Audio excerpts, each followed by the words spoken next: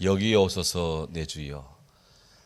아프리칸 아메리칸, 우리 흔히 말하는 미국 흑인들이 남부에 그 목화 꽃을 따면서, 목화 솜을 따면서 하나님의 그 해방과 자유함, 은혜를 구하는, 그러면서 힘든 그 노동 속에 이 찬양을 부르며 그렇게 일을 했다는데, 오늘의 미국의 남부를 일구었다 그러죠. 오늘 그 찬양대 찬양을 들으니 자유케 하신 하나님, 또 복을 주신 하나님, 그 모습이 참 눈앞에 펼쳐지는 것 같습니다. 귀한 기도, 은혜로운 찬양 하나 앞에 감사를 드립니다. 아멘. 창세기에 따르면 하나님께서 아담을 깊이 잠들게 하신 후에 아담의 갈빗대 하나를 탁 취하고 살로 대신 채웠습니다. 그리고 하나님은 아담에게서 취하신 그 갈빗대로 여자를 만드시고 그를 아담에게로 이끌어 왔다. 창세기 2장에 그렇게 기술이 되어 있어요. 이 창세기에 나오는 이 인간 창조 이야기를 아주 깊이 들은 한 로마의 황제가 유대의 랍비를 불러서 이런 얘기를 합니다. 하나님은 도둑이요. 응? 어째서 남자가 잠들고 있는 사이에 남자의 허락도 받지 않고 갈비를 훔쳐갔소? 랍비가 선뜻 답을 하지 못하고 있습니다. 그때 랍비의 딸이 황제의 대화에 끼어들며 말합니다. 폐하의 부하 한 사람만 좀 빌려주십시오. 조금 곤란한 문제가 생겼는데 그것을 조사 좀 시키는데 도움을 좀 받고자 합니다. 황제가 웃으며 말합니다. 뭐 그거는 어려운 일이 아닌데 도대체 너에게 당한 그 어려운 문제가 뭐냐? 어젯밤 저희 집에 도둑이 들어와서 금고를 하나 훔쳐갔습니다. 그 대신에 도둑은 금그릇을 두고 갔습니다. 그러자 황제가 그거 참 부럽구나. 그 정도 도둑이라면 내게도 좀 들어왔으면 좋겠다. 야. 그때 랍비의 딸이 이렇게 말합니다. 그럴 겁니다. 그것은 결국 아담의 몸에서 일어난 일과 똑같지 않습니까? 하나님께서 아담의 갈빗대 한 대를 훔쳐갔지만 이 세상에 한 개의 갈빗대보다 더 값진 여인을 아담에게 남겨주지 않았습니까? 오, 지혜롭도다. 이 감동을 많이 좀 받으셔야 되는데 감동을 덜 받는 것 같네. 하나님이 아담의 갈빗대 허락도 없이 가져갔다고 로마 황제가 이야기를 하는데 알고 보니 그 갈빗대 가지고 정말 하늘 아래 하나밖에 없는 하와를 만들어서 아담 곁에 두지 않았느냐 하는 거예요. 참 지혜로운 이야기죠. 탈무드에 따르면 하나님께서 하와를 만드실 때 아담의 머리뼈를 빼내어 만들지 않았답니다. 서로를 지배해서는 안 되기 때문이래요. 하나님이 아담을 만드실 때 아담의 발바닥에 뼈를 빼다가 만들지 않았답니다. 그것은 혹 그렇게 만들어진 하와가 아담의 발에 짓밟힐까 봐 남자의 노예가 되어서는 안 되기 때문이래요. 하나님께서 아담의 갈빗대를 빼내어서 하와를 만든 것은 언제나 아담 마음 가까이에 그 하와가 있게 하기 위함이라는 겁니다. 성경의 지혜를 담고 응용하는 이 탈무드의 가르침은 놀랍습니다. 오늘 우리는 전도서 2장 1절에서 11절 사이에서 아무리 즐거운 낙이라도 그것을 향유하는 인생의 누림이 너무나 짧기 때문에 허무하다라는 것을 간파한 솔로몬이 이제 진정한 지혜의 가치를 분별하고 있습니다. 성경을 보시죠. 12절에 보면 내가 돌이켜 지혜와 망령들과 어리석음을 보았나니 왕 뒤에 오는 자는 무슨 일을 행할까 이미 행한 지 오래전의 일이로다. 솔로몬은 그가 지금까지 살아오면서 지혜로운 일, wisdom, 망령된 일, madness, 미친 것, 그리고 어리석은 것, folly, 이런 것들을 충분히 경험했다. 그의 시대에. 동시에 장차 그의 뒤를 이을 후계자도 지혜로운 일, 망령된 일, 어리석은 일들이 뒤엉켜 발생할 것인데, 그런 일들을 그가 또한 겪을 것인데, 이런 예견을 하면서 은근히 그의 뒤를 이을 후계자의 처사를 지금 걱정을 하고 있습니다. 사실 솔로몬은 자신의 뒤를 이을 후계자, 그 후계자에 대한 연민을 전도서 2장 18절 19절에서 계속 피력을 하고 있습니다. 이렇습니다. 내가 해 아래에서 내가 해야 할 내가 한 모든 수고를 내가 미워하는데 이는 내 뒤에 남은 자에게 이걸 넘겨주기 때문이다. 그 사람이 지혜자일지 우매자일지 알지 못한다. 하지만 해 아래에서 내가 다 수고하고 관리했던 그것을 그도 또한 관리해야 되리니 이것 또한 헛되구나. 솔로몬은 자기가 감당해야 했던 일들을 그의 후계자가 또 감당해야 될 것인데 과연 이거 잘할지 못할지 심히 걱정하고 있는 그런 마음입니다. 사실 역사 속에서 후계자를 선정하는 일, 새로운 일꾼을 세우는 일은 참 중대한 과제입니다. 지난 역사를 보면 오늘날의 경우에도 마찬가지지만 전임이 은퇴하고 후계자를 세울 때 일대 혼란이 일어나는 것을 봅니다. 어제 대만 선거가 끝났는데 대만의 그 지도자를 뽑는 그 선거에 이쪽 파 저쪽 파 난리도 아니었습니다. 전 세계 언론이 주목을 했고 그렇게 해서 어느 결과가 서긴 섰는데 앞으로 대만에 대한 전망 또한 잿빛이다. 어느 쪽이 좋을지는 모른다. 하여튼 지도자를 뽑을 때마다 난리가 일어납니다. 로마 제국 역사를 보면은요, 평온한 이 정권 이양은 별로 없었습니다. 새로운 황제가 등극할 때마다 이 로마 전역에 피바람이 몰아쳤습니다. 웬만한 나라도 지도자가 바뀔 때마다 혼란이 일어납니다. 교회는 예외일까? 교회가 타락할 때 지도자 자리를 두고 분쟁과 모함이 발생하는 일이 비일비재했고 비일비재하고 있습니다. 특히 전임 지도자가 존경받는 분일수록 후임 지도자가 굉장히 힘들고 교인들 사이에 갈등이 일어나는 것 또한 참 매우 심각한 문제입니다. 그래서 누군가는 이런 일은 하나님도 어찌하지 못하는 그런 난제로까지 평가를 하고 있다는 거예요. 솔로몬의 경우는 처절합니다. 솔로몬이 죽고 난 다음 그의 아들 르호보암이 41살에 솔로몬의 뒤를 이어 이스라엘의 제4대 왕에 등극을 했습니다. 불행히도 르호보암은 왕이 되자마자 이스라엘의 여론이 쫙 갈라지기 시작했고요. 급기야 나라가 둘로 쫙 쪼개지고 말았습니다. 열왕기상 12장부터 14장 사이에 이스라엘이 분열되는 장면이 적나라하게 기술이 되어 있습니다. 결과적으로 유다와 베냐민 지파는 예루살렘을 중심으로 르호보암의 통치를 받는 남유다 왕국으로 쪼그라들었고요. 기타 북이스라엘 10개 지파는 여로보암을 따라서 유다에 저항하는 북이스라엘 왕국을 만들었습니다. 이렇게 나라가 둘로 솔로몬 이 사후에 쫙 둘로 나누어지는 거예요. 그리고 한참의 시간이 지난 뒤에 북이스라엘 왕국은 아시리아에게 망하고 남유다 왕국 또한 바빌론에게 멸망하고 맙니다.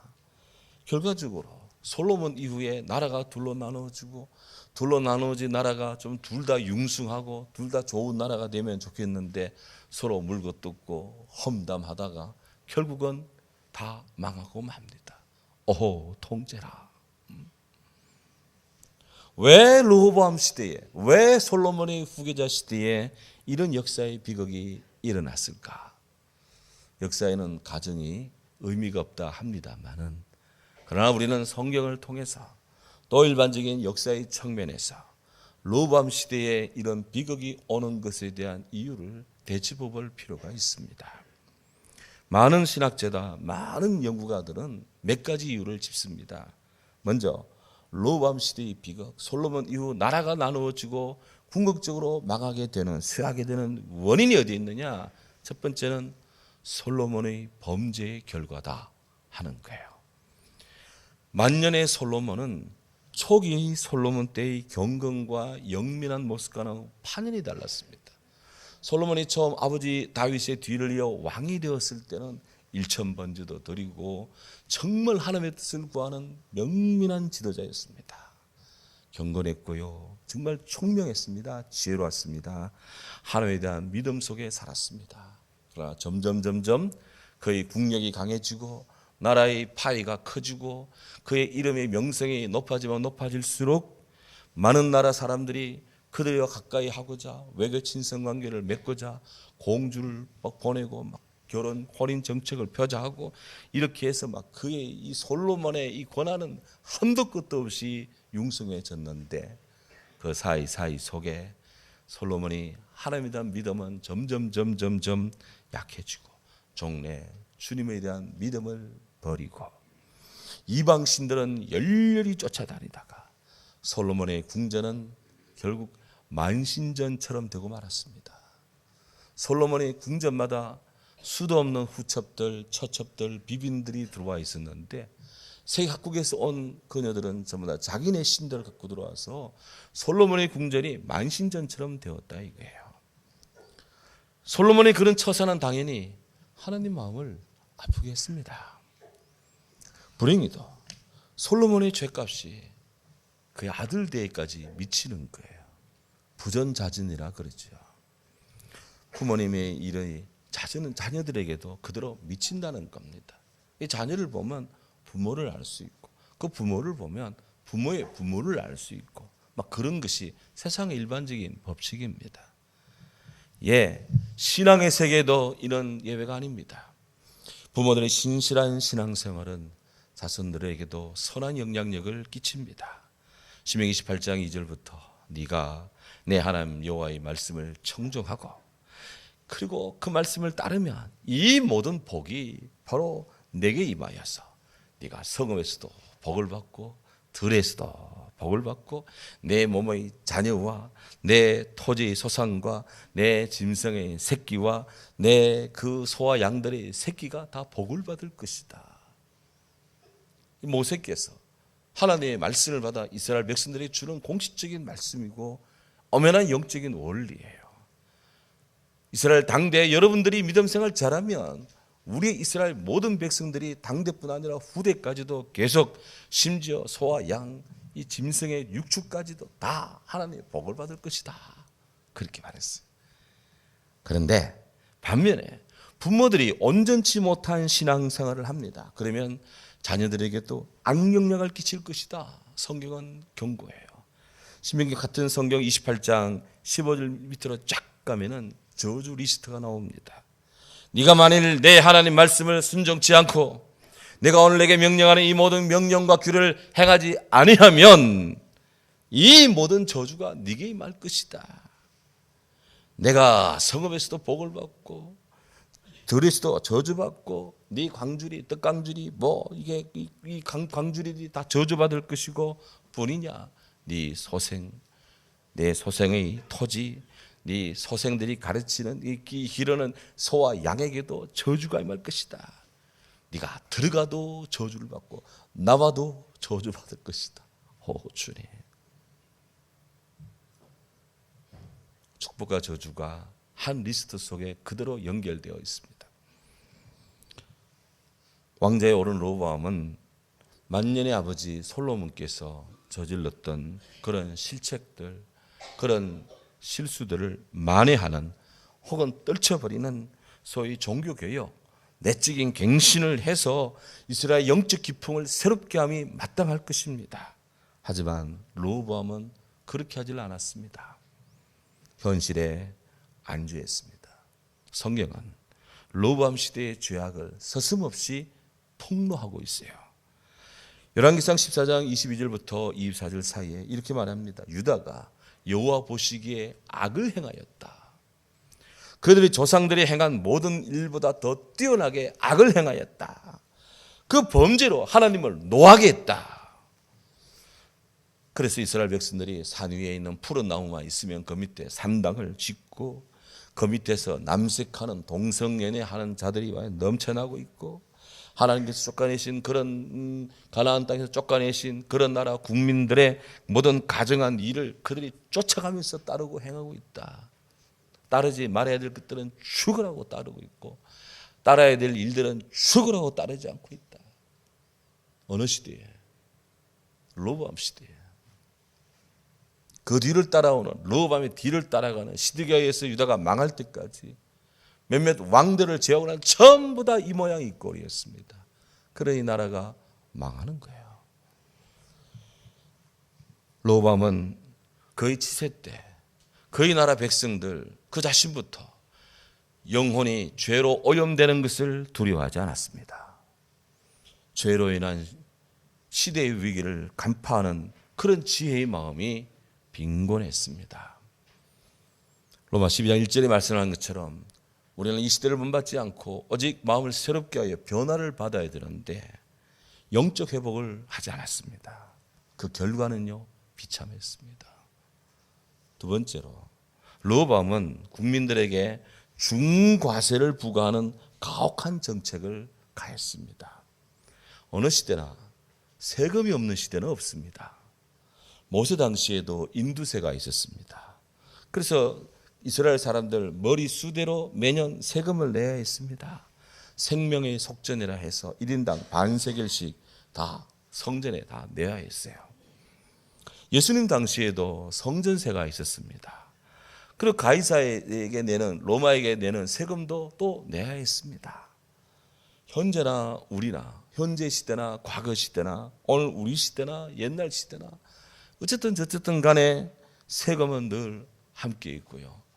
국민들은 납세 의무를 늘 해야 되는 거예요.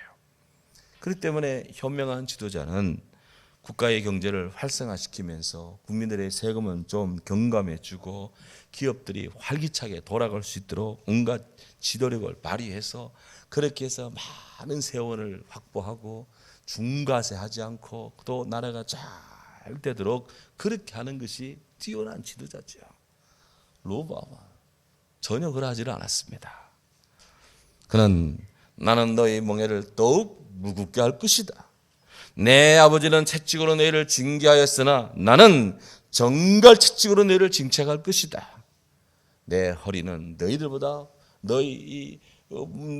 내 허벅지는 너희 허리보다 더 굵어. 나는 더 많이 필요해. 더 많이 가져와라. 가혹한 세금은 산속의 호랑이도 무서워한다는데 로보암의 중세 폭정은요, 민심의 이반을 재촉해서 나라가 둘로 나누어지는 그런 단초가 돼요. 세 번째로, 성경에 비친 로보암은 앞에서 말한 것처럼 매우 불신앙적이었습니다. 비신앙적이었고요, 매우 감정적이었습니다. 너무나 고집을 부리고 혈기를 내다가 결국 실패를 합니다. 성경 로보암이 그의 재임 중에 하나님 앞에 예배를 드렸다, 그런 기록이 나오질 않아요. 이스라엘 초대왕 사울도 하나님 앞에 공식적 예배를 드렸다, 그런 기록이 나오지 않습니다. 다윗 때는 예배가 풍성했습니다. 솔로몬도 초기에는 좋았습니다. 갈수록 문제였죠. 로보암은 아예 예배 기록이 없어요. 결국 예배 없는 인생, 소위 하나님 없는 정치에 몰두하다가 결국 실패의 구름텅이에 빠지고 맙니다. 네 번째로, 로보암은 국가 원로들의 지혜의 조언을 가볍게 여기고 탐탁치 않게 여기는, 경홀히 여기는 그런 우둔한 자라고 이구동성으로 지적을 합니다. 레위기 19장 32절에 너는 샘머리 앞에 일어서고 노인의 얼굴을 공경하고 하나님의 하나님을 경외하라 그랬어요. 샘머리 앞에 일어서고, 샘머리, 머리가 허옇게 쉬는 걸 말합니다. 머리가 허옇게 쉬는 사람 앞에는 앉았다가도 그분이 타고만 일어서라는 거예요. 지하철이나 버스 타면 노약자 보호석이 있는 것처럼 그 자리는 그분들 위해서 자리를 비워두고 얼른 오시면 자리 비켜두고 이렇게 앉으시라고. 그렇게 하는 거예요. 샘물 앞에 일어서라. 이게 성경의 이야기예요. 이것이. 잠언 16장 31절에 백발은 영화의 면류관 공의로운 길에서 얻을 것이다.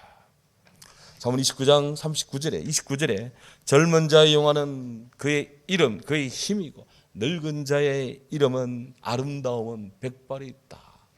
성경은 참 모든 세대를 사랑하는데 특별히 연약한 세대에 대한 하나님의 각별한 사랑이 있습니다.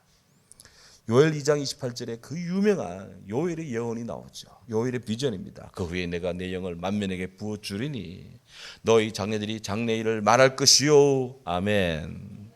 너희 늙은이들이 꿈을 꾸며 아멘. 너희 젊은이들이 이상 비전 환상을 볼 것이다. 아멘. 그런데요, 참 이거 우리 수도 없이 이 말씀을 보잖아요. 그런데 이 말씀을 더 자세히 보면 하나님은 모든 세대를 사랑하시는데 어린이, 청년, 노년을 사랑하시는데 가만히 보면 자녀들 그리고 젊은이 그 사이에 노인에 대한 축복이 들어가 있어요. 너희 젊은 자녀들이 장래일을 말할 것이고 바로 그 뒤에 너희 늙은이들이 꿈을 꾸며 그의 꿈은 잠잘 때 굴굴 잠잘 때 꾸는 드림 꿈을 꾸는 것이고 너희 젊은이들이 이상 비전 환상을 볼 것이고 자녀들과 젊은이 사이에 조용히 주무시며 꿈꾸는 노년의 이야기를 여기다가 딱 정치해 두고 있습니다. 와우. 자녀들이, 젊은이들이, 노인들이 순서가 이게 아니에요. 자녀들이, 노인들이, 젊은이들이 이렇게 되어 있어요. 순서가. 성경에는 기록되는 순서도 중요합니다. 전치사 토시 하나도 중요합니다. 이렇다는 거예요. 이게 도대체 뭘 말하는 것일까?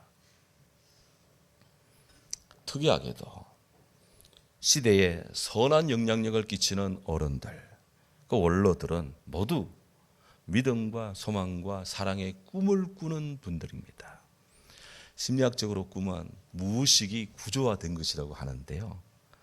공동체의 빛을 발하는 이 어른들은 그들의 의식과 무의식이 건전하여서 여전히 꿈을 꾸고 있답니다. 대표적으로 모세의 케이스를 한번 보시죠.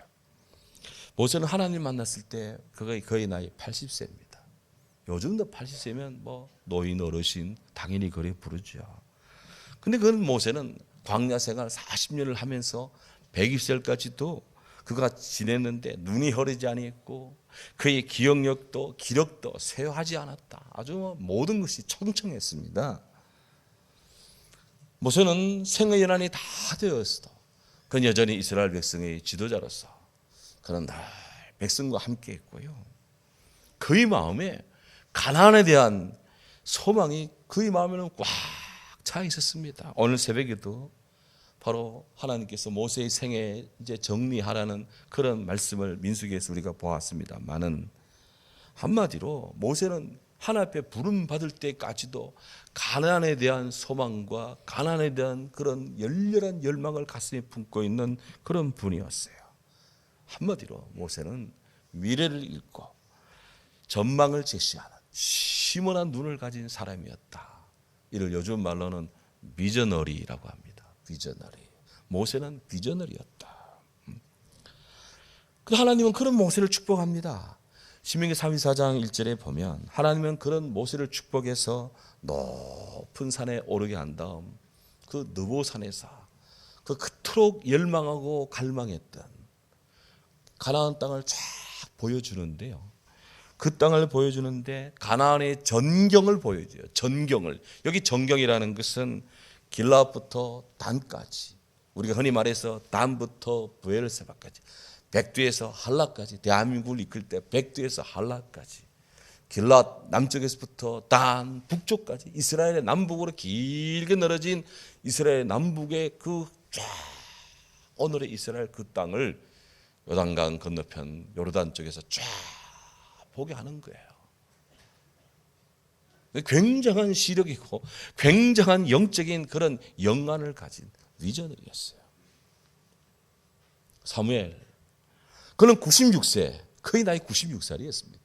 96세에 하나님의 뜻에 따라 이제 사사의 직무를 내려놓고 이스라엘 초대 왕 사울에게 그 이스라엘의 주의권, 통치권을 넘겨주는데 그는 그 자리에서 이런 영적인 다짐을 합니다. 나는 여러분 우리 이스라엘을 위하여 기도하기를 쉬는 죄를 여호와 앞에서 결단코 하지 않겠습니다.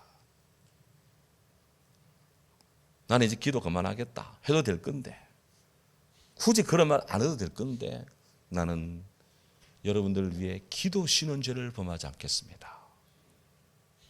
그렇게 하고 이 손으로 물러서지는 거예요. 성경은 나이 드신 어르신 노년의 그 지혜의 가치를 참 귀하게 여기더라고요. 일반 역사 속에서도 마찬가지입니다. 우리 흔히 소크라테스, 모든 철학의 스승으로 아는 소크라테스, 그가 70살이 되었어도 여전히 철학을 강의했고 악기 연주법을 그때도 배우고 있었대요. 이분이. 플라톤, 그는 나이 50에도 여전히 철학을 배우는 학생이었고 그가 60세가 넘어서야 본격적으로 철학 교수로 나가서 활동을 했다 합니다.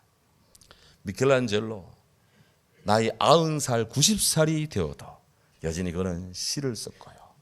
로마 교황청 시스테나 성당 그 천장벽에다가 불멸의 그림을 그렸습니다. 르네상스를 촉발시킨 이탈리아의 시인 프란체스코 페트라르크, 그는 70세가 넘어서 라틴어로 된 시집을 이렇게 냈어요. 칸초니에레라고 하는 시집인데 저도 얼마 전에 그 책을 사서 이렇게 한쪽씩 읽어보고 있습니다. 이런 예는 끝이 없습니다. 우리가 젊어서도 성취할 일이 많습니다만은 나이가 들어서도 감당하고 봉사하고 섬겨할 일들이 참으로 많습니다. 그리고 우리가 나이가 든다 해서 낙심하면 안 돼요. 뒷방으로 물러나려고 생각만 해도 안 돼요. 우리 겉사람은 후패하나 속사람은 날로 새로워지도다. 바울이 고린도 4장 16절에서 말씀했습니다. 그러니 마음이 겸손하여서 이런 시대의 어른들의 조언을 잘 받아들이는 것은 그 지혜를 듣는 자들의 축복이고 또 그 시대의 축복입니다. 그에게는 자산입니다. 반대로 그의 마음이 불손해서 지혜로운 어른들의 조언을 경청하지 않고 받아들이지 않는 것은 그들의 불행, 시대의 불행입니다. 그 스스로 교만하고 불순한 언행을 멈추지 않은 이 르호보암의 귀책은 르호보암 자신뿐 아니라 이스라엘의 분열과 쇠락과 멸망을 가져왔습니다. 시대의 불행이죠. 아마도 솔로몬은 그의 사후에 이스라엘이 쇠락할 것을 예견했던 것 같아요. 그래서 자기 후계자가 좀 우매하지 않고 지혜롭기를 좀 바랐던 것 같습니다. 저를 비롯하여 우리 사랑하는 모든 성도님들, 이런 르호보암의 실수를 우리가 다시 반복하거나 다시 그런 우매에 젖지 않도록 해야 될 것입니다.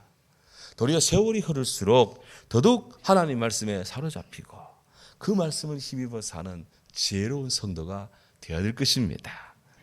그래서 성경이 이렇게 말합니다. 내가 보니 지혜가 우매보다 뛰어남이 빛이 어두움보다 더 뛰어난 것 같구나. 여기 솔로몬은 지혜를 빛에다가 우매를 어둠에다가 이렇게 견주고 있습니다. 특성상 빛은 사물의 면면들을 밝게 합니다. 그리고 빛이 있으므로 어두운 혼동은 물리치고 질서를 이루게 합니다.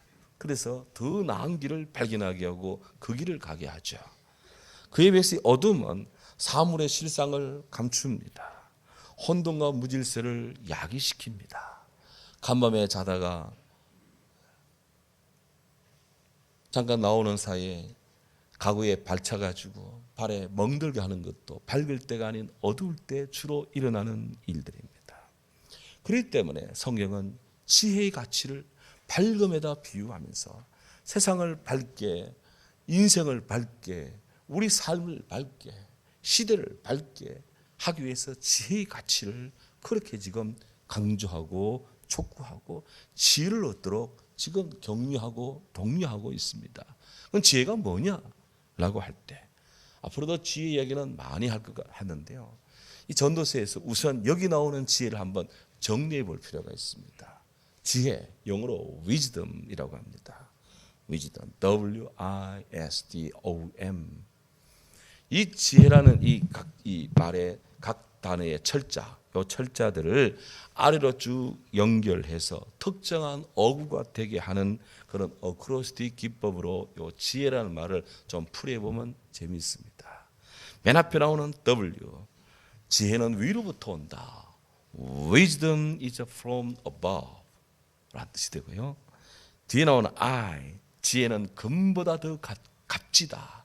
Its price is more than gold.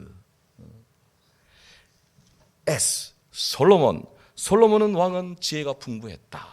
솔로몬 king got a plenty. 뒤에 나온 D, 지혜는 어리석음을 경멸한다. Despised by fools.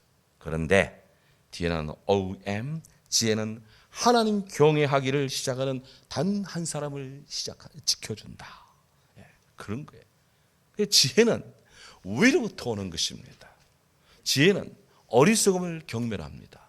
지혜는 지혜를 추구하는 그 사람을 보호해 준다는 거예요. 누구든지 지혜가 보호해 줘. 여기서 말하는 지혜는 우리가 흔히 말하는 생활의 지혜, 삶의 지혜가 아닙니다.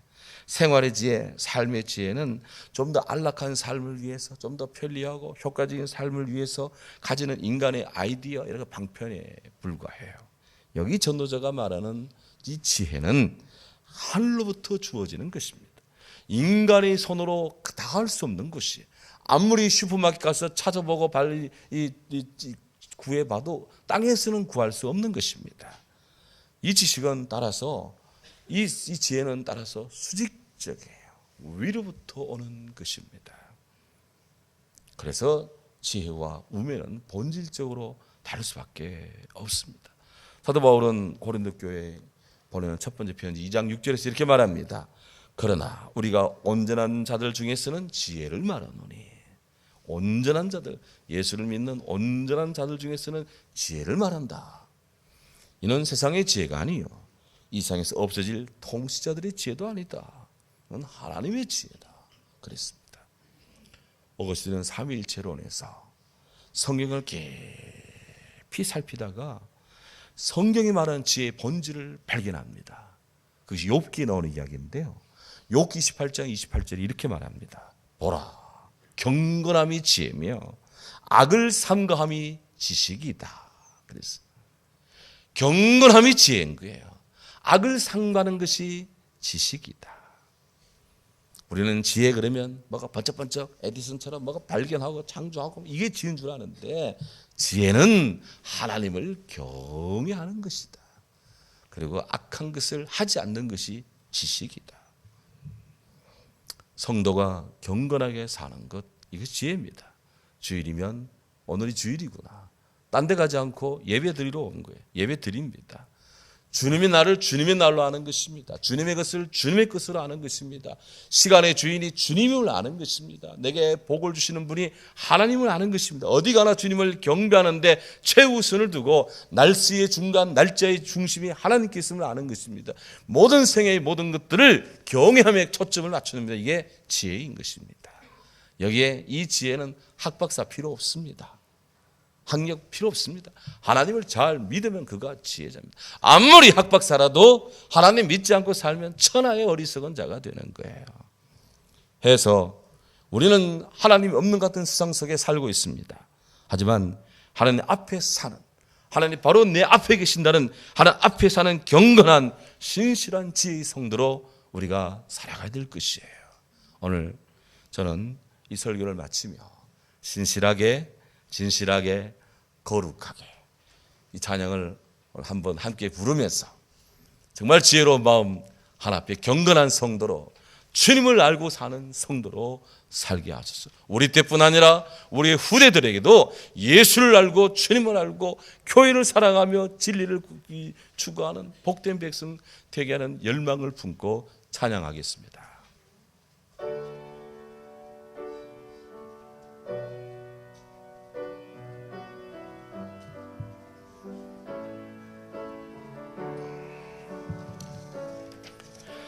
신실하게 진실하게 거룩하게 살게 하소서.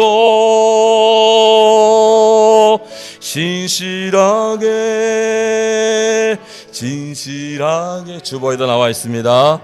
거룩하게 살게 하소서. 하나님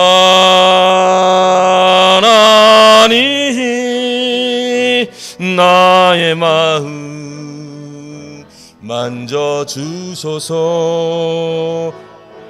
하나님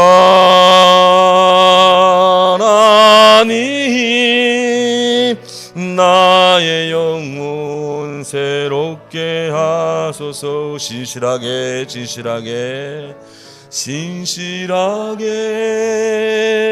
진실하게 거룩하게 살게 하소서.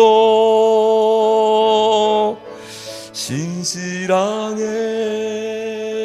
진실하게 거룩하게 살게 하소서. 하나님 나의 기도 들어주소서. 하나님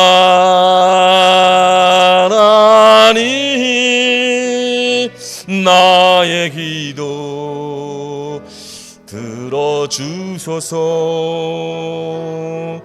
하나님